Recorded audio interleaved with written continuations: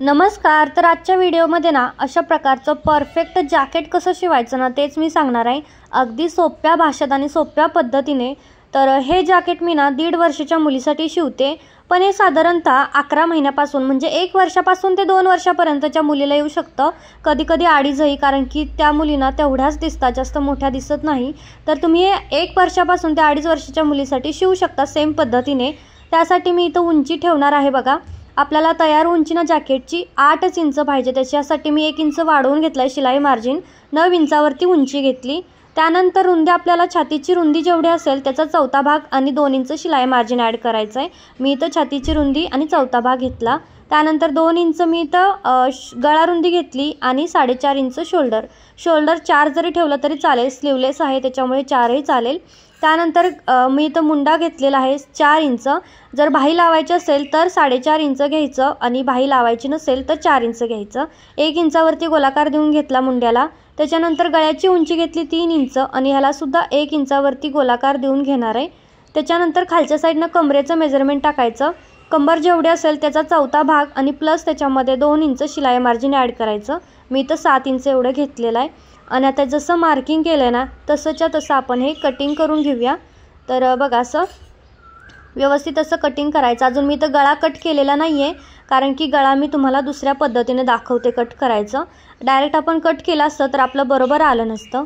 तर आता हे पाठीमागे बघा मार्किंग दिसते, ती मार्किंग डार्क करायची आणि डायरेक्ट 1 इंचावरती गोलाकार देऊन पाठीमागचा गळा आपल्याला इथं कट करायचं आहे. जशीच्या तशी मार्किंग दिसते पाठीमागं, कारण की हा अस्तरवरती असताना तर पाठीमागं तसंच उमटतं.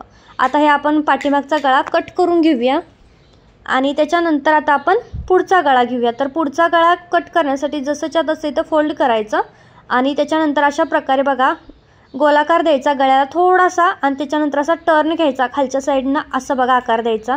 जसं मी इथं व्हिडिओमध्ये दाखवते ना सेम त्याच प्रकारे असा तुम्हाला आकार द्यायचा आहे. जसं आकार दिला ना तसंच्या तसं ते कटिंग करून घ्यायचं आहे. हे बघा सावकाश कटिंग करायचं. आता हे माझं इथं कटिंग झालं आहे, माझे दोन्ही पार्ट रेडी झालेत, म्हणजे मागचा आणि पुढचा दोन्ही.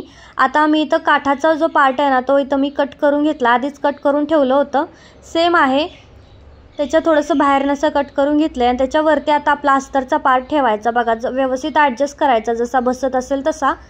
त्यानंतर आता सगळ्यात पहिला आपण खालच्या साईडनं मी इथं बघा अस्तर मेन फॅब्रिकला सिलाई करून घेतली आणि एक्स्ट्राचा जो काही कपडा असेल ना तो पहिल्यांदा मी इथं कट करून घेणार आहे. खालच्या साईडनं जी बॉर्डर आहे ना ती बरोबर येण्यासाठी आधी मी खालच्या साईडला शिलाई केलेली आहे. त्यानंतर आता मुंड्याकडून शिलाई करायला चालू करायचं आहे, कारण की मी इथं हा स्लीवलेस ठेवते त्याच्यामुळे मी मुंड्यालाही शिलाई देणार आहे, जेणेकरून पलटी केल्यानंतर मग आपल्याला एक्स्ट्रा कोणतीही पट्टी वगैरे लावायची गरज नाही त्यासाठी. त्याच्यानंतर इथं मी गळ्यालाही बघू शकता व्यवस्थित शिलाई करून घेतली 1/2 इंचावरती. आणि त्यानंतर मग मुंड्यालासुद्धा इथं मी इकडच्या अलीकडच्या सुद्धा शिलाई करून कंप्लीट करून घेतलं. आणि त्याच्यानंतर आता मग जो काही जास्तीचा कपडा आहे ना तो मी इथं कट करून घेते बघा. सगळा जो जास्तीचा कपडा आहे ना तो मी इथं कट करून घेते.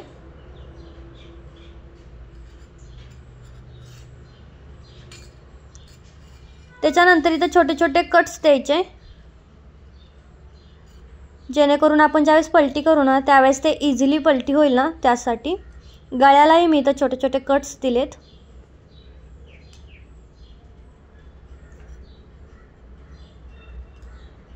त्याच्यानंतर मग आतमध्ये असा हात टाकायचा आणि हात घालून मग हे पलटी करून घ्यायचं, म्हणजे सरळ बाजू आपली आहे ना ती बाहेर काढून घ्यायची.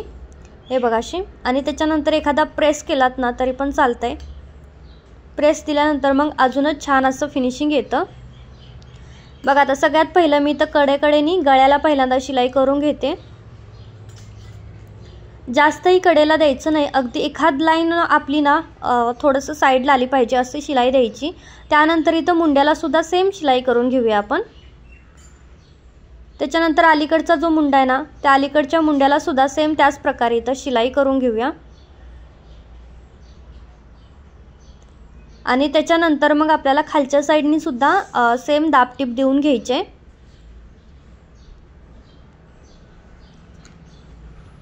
हे बघा मी मुंड्याला इथं दाबटीप देऊन घेतली आणि त्याच्यानंतर आता मी इथं खालच्या साईडनी सुद्धा दाबटीप देऊन घेते.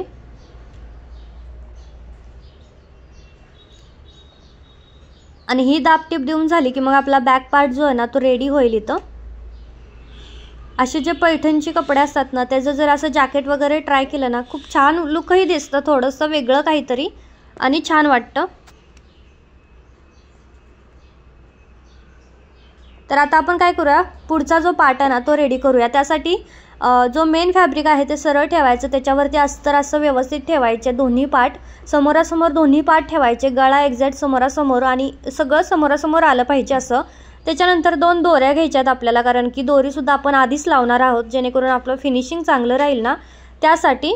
आणि त्याच्यानंतर 2 पिना घ्यायच्या आणि पिना लावून हे फॅब्रिकसोबत पॅक करायचं, कारण एक हालतं, खूपदा हालतं आणि नंतर मग शिलाई उसवावी लागते। माझ्यासोबतही असं झालं आहे, त्याच्यामुळे मी सांगते आधी पिना लावून घ्यायच्या आणि त्याच्यानंतर मग हे शिलाई करायला चालू करायचं। गळ्याला बघा आता 1/2 इंचावरती शिलाई करत यायची, तर आल्यानंतर ना दोरी आतमध्ये टाकायची आणि त्याच्यानंतर मग खाली मग कंप्लीट करून घ्यायची शिलाई खालपर्यंत। हे बघा इकडच्या साईडनी, आणि सेम मुंड्याला सुद्धा आपल्याला शिलाई द्यायची आहे, कारण मुंडा पण आपण पलटी करणार आहोत त्यासाठी।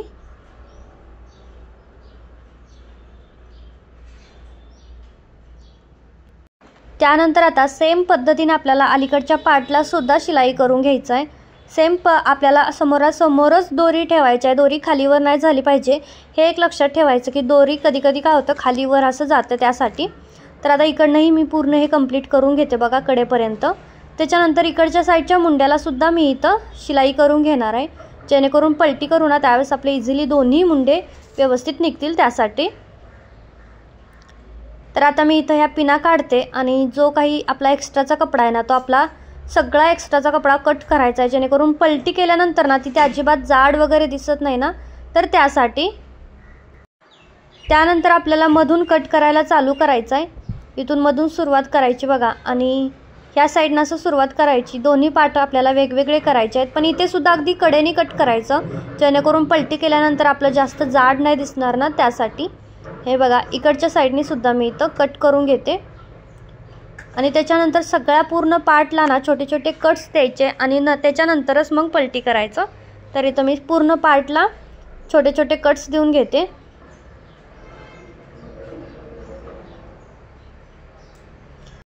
तर आता मी ह्या दोन्ही साईडला ना व्यवस्थित लेस लावून घेणार आहे, मग त्यानंतर आपण ना हे जॅकेट आहे ना जॉईंट करून घेऊया। तर बघा दोन्ही पार्टला मी इथं लेस लावून घेते।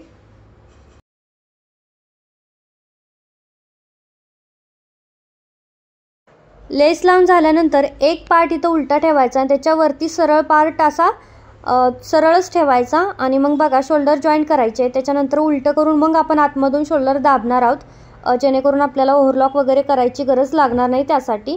तर आता इथं आपण अर्धा इंचावरती बघा शोल्डर दाबून घेऊया व्यवस्थित।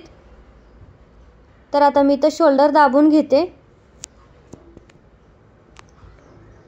दोन्ही साईडची तर मी शोल्डर व्यवस्थित दाबून घेणार आहे।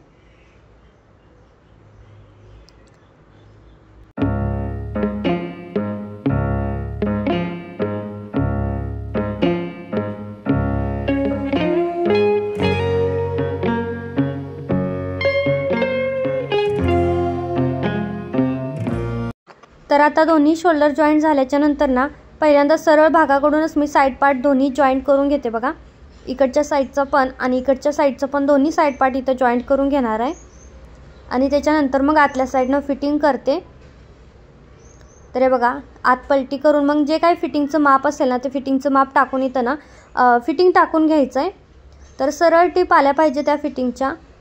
हे बघा इथं मी इथं सरळ टिपमध्ये फिटिंग करून घेतलं। आता मी दोन्ही साईडला सेम प्रकारे फिटिंग करून घेते आणि मग ह्याच्यानंतर आपलं जॅकेट झालं तयार। छोटीशी तर मी लटकनसुद्धा या दोरीला लावून घेणार आहे। तर माझे तर जॅकेट तयार झालं आहे। कसं वाटलं याचं कटिंग आणि स्टिचिंग तुम्हाला मला कमेंटमध्ये नक्की सांगा आणि व्हिडिओ आवडला असेल तर लाईक शेअर कमेंट आणि चॅनलला सबस्क्राईब करायला अजिबात विसरू नका। भेटूयात पुढच्या व्हिडिओमध्ये। Bye bye.